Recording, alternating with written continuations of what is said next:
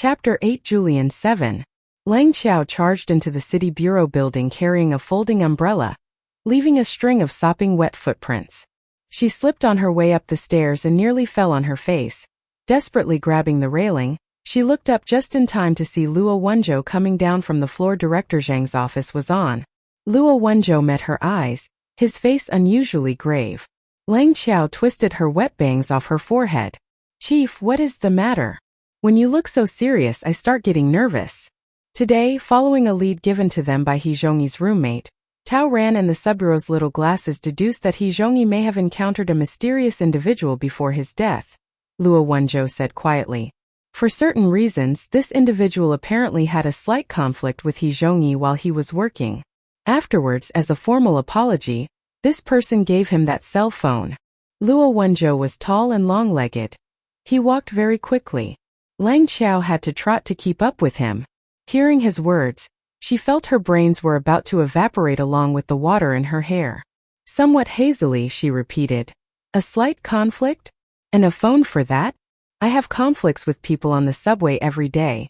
How come no one's ever given me a phone?" For once Luo Wenzhou didn't pick up her joke. Tao Ran and Xiao Haiyang went back to the distribution center the victim worked at to investigate. They made inquiries along his delivery route and finally found an eyewitness in the shopfront of one of the chain coffee shops. The witness said that some time back, when He Zhongyi had finished making his deliveries and was getting ready to leave, he really did get into a fight with someone not far from the shop's door.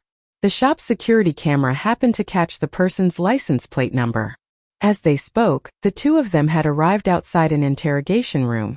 Through the one-way glass, they could see Tao Ran sitting across from a young man. He was around 20 with hair dyed the color of flax, dressed in luxury brand-name clothes. He was clearly desperately trying to force down his anger. Fury was nearly steaming out of the 7 apertures of his face. "Yes, I may have beat up this loser, so what? I've beat up a lot of people. But this really has nothing to do with me. If you don't believe me, ask Fei Du. Didn't we go together that night? Officer Tao, let me tell you, if it weren't for Master Fei's sake, you guys arresting me like this, I'd already."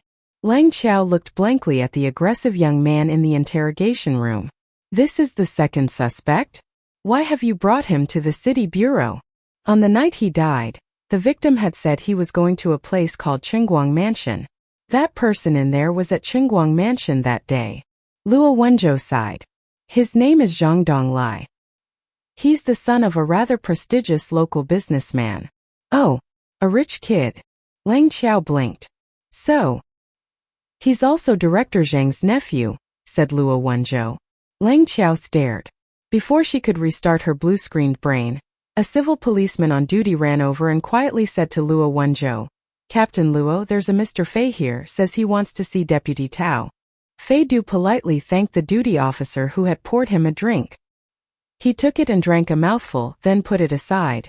The coffee they had poured him was instant, and it had a peculiar flavor of sesame oil. He looked around at the decor inside the city bureau. He felt that it was all in poor taste and badly made to boot. There were flecks of paint on the corner of the table. It had probably just been painted. There was still a faint smell. When Luo Wenzhou came in, he saw Fei Du earnestly scrutinizing the grain of their table. He was frowning, his expression deeply gloomy. If he hadn't been able to see under the table, Luo Wenzhou would almost have thought there was a body hidden there. Fei Du looked up at him. He didn't seem at all surprised. He nodded simply and said, "Do sit down." Luo Wenzhou. The brat took this for his own house. Fei Du stirred his sesame-flavored coffee with a plastic spoon. "Where's Tao Ran?" he asked. "He's busy." Luo Wenzhou pulled out a pen and spread out his notebook. Without any useless small talk, he got right to the point.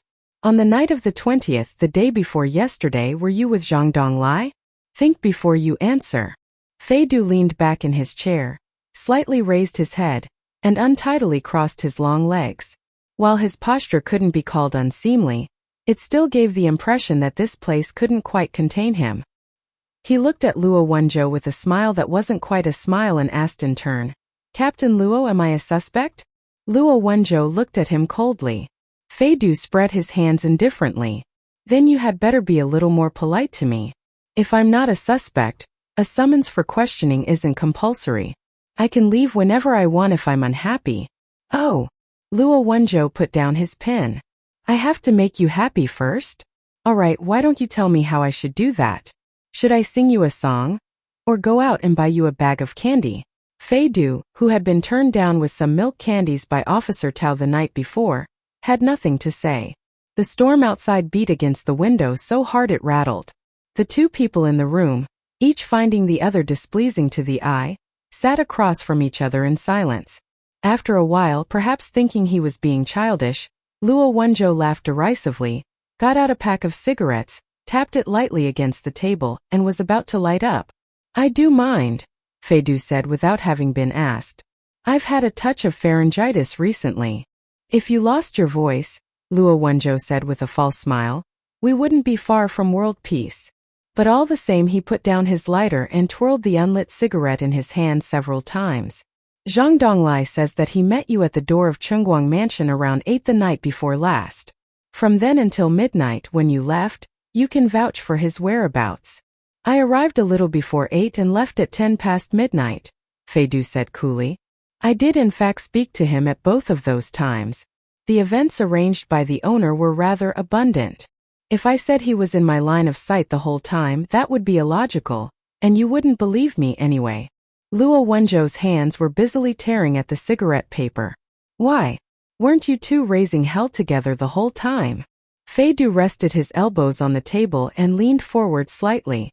The smell of cologne mixed with rain wafted over like threads of silk.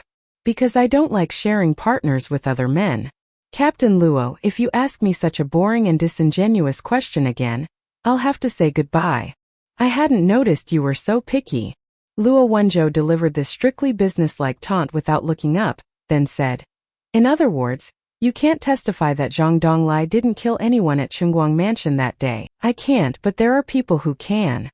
I can have everyone who came in contact with him that night over here within 2 hours. A handbag per person should cover their travel expenses. Luo Wenzhou's pen jabbed at the table. Are you hinting that you're planning to use your wealth to falsify evidence? What, a few fashion models perjure themselves? You're worried the cream of the police force won't be able to get the truth out of them? ZhouDu shook his head. No, I'm telling you why Zhang Donglai can't be the murderer. ZhouDu leaned back in his chair again, widening the distance between him and Luo Wenzhou. Drawing his voice out in the indolent tone peculiar to him, he said, if it was Zhang Donglai, doing it himself would clearly be unwise. It's entirely in his power to have the victim kidnapped, then illegally detained or killed in secret. Either way, the population of the West District is transient. Dozens of people leave without saying goodbye every day. If one person goes missing, no one will notice. Even if someone reported it to the police, there would still be no one to take heed. Hearing this speech that entirely discounted the law and the state, Luo Wenzhou's hands itched uncontrollably. He wanted to give this scum-fei a good beating. With a great effort he resisted. The tip of his pen ripped through the paper, leaving an angry hole. Killers often aren't wise when they kill. Oh, you're talking about a crime of passion. ZhouDu paused. Aside from the injury that knocked the victim unconscious, was there any other blunt force trauma? Are you questioning me or am I questioning you? Said Luo Wenzhou. Sounds like the answer is no, said ZhouDu in a rather calm voice. In a crime of passion murder, the murderer's emotions erupt, his rage instantly reaching its zenith. It will usually vent itself like an eruption as well. With the victim unconscious on the ground with no power to resist, you would expect to see his head crushed like a watermelon. He was strangled. He leaned his elbows on the chair's armrests, his fingertips propping up his chin. He smiled. Strangling is a lengthy and enjoyable means of killing. Sometimes it even has that kind of flavor to it. Would a person dying of thirst be willing to sit down and sip tea? Personally, I think that sequence doesn't seem very natural. Luo Wenzhou's expression was severe. You think killing someone is sipping tea? It's only a metaphor. ZhouDu shrugged, focusing on the minor issue while avoiding the larger one. Zhang Donglai wouldn't kill someone. Even if he killed someone, he wouldn't dump the body. Even if he dumped the body, he still wouldn't dump it in an alley in the West District, where he doesn't know his way around. That's my analysis from the rational point of view. From the intuitive angle, Zhang Donglai is a hopeless coward. When he gets angry, at most he'll curse someone out in public. He doesn't have the guts to kill. From the time Fei had sat down, these last sentences were the only ones he'd spoken that sounded something like human speech. Zhang Donglai was Director Zhang's older brother's son. He was a late-in-life child, and his family was well off. He was spoiled rotten, delicate and useless. Luo Wenzhou had seen him a few times. He really didn't think he had either the courage or the psychological quality. The rest would have to rely on the police force's investigation. He wouldn't get anything out of ZhouDu. Luo Wenzhou closed his notebook and stood up to leave. Hey! Behind him, ZhouDu suddenly called him to a stop. Luo Wenzhou looked back. A small object came hurtling towards him. He automatically reached out and grabbed it, then found that ZhouDu had tossed him a USB drive. ZhouDu said, "In a criminal case, there are several circumstances that can easily attract public notice. First, the scale is large. For example, a terrorist attack, that's news. Second, the method is especially abnormal and brutal. For example, something like a serial killer that turns into colorful urban legend, that's a novelty. Third, the victim belongs to a low-risk group. For example, students and wage earners who live well-regulated lives, the law-abiding middle class. That excites group panic out of identification with the victim. Fourth, something that strikes at the heart of a deep-seated and long-standing social conflict. For example, matters touching public rights, privilege, the moral deficiencies of the social elite. That's a topic. Your case here doesn't touch on any of these, but from the start it has received an unusual degree of notice."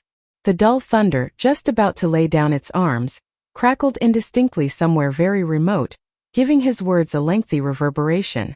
Once the temporary unusual notice had passed, according to reason, people would soon have lost interest. But now Zhang Donglai has been implicated too. ZhouDu stood and went up to Luo Wenzhou. Brushing past him, he softly said, "Is that a coincidence or is someone playing you?" Luo Wenzhou's expression hardened. "No need to thank me. I'm doing it for Tao Ran." ZhouDu picked up his umbrella and left without another look at him. "ZhouDu," Luo Wenzhou suddenly said. "It's next week, right? 7 whole years. You ought to start afresh." ZhouDu ignored him. Maintaining his even steps, he walked away without a look back.